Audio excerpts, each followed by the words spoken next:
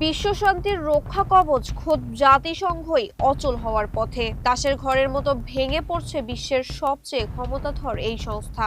জুলাই মাস শেষ হলে পকেটে থাকবে না এক পয়সাও, অচল হয়ে যাবে সদর দপ্তর।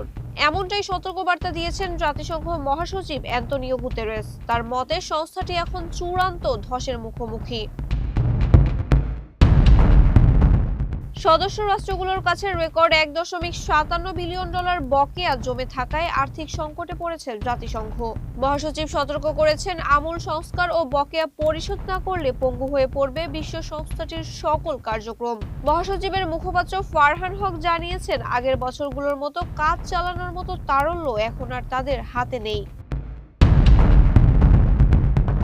ভূ রাজনৈতিক অস্থিরতা ও প্রধান দেশগুলোর অর্থায়ন প্রত্যাহারের ঘোষণায় এই সংকট তৈরি হয়েছে। বর্তমানে 193টি সদস্য রাষ্ট্রের মাত্র 36টি দেশ তাদের পাওনা পরিশোধ করেছে। মহাসচিব চিঠিতে অব্যবহৃত অর্থ ফেরত দেওয়ার পুরনো নিয়মের কড়া সমালোচনা করে একে অবাস্তব বলেছেন। বিশেষজ্ঞ মহলের আশঙ্কা, আর্থিক অনীহা আন্তর্জাতিক আইন ও মানবাধিকার রক্ষার লড়াইকে দীর্ঘমেয়াদী ঝুঁকির মুখে ঠেলে দেবে। মাহবুবা ইসলাম, মানব কণ্ঠ।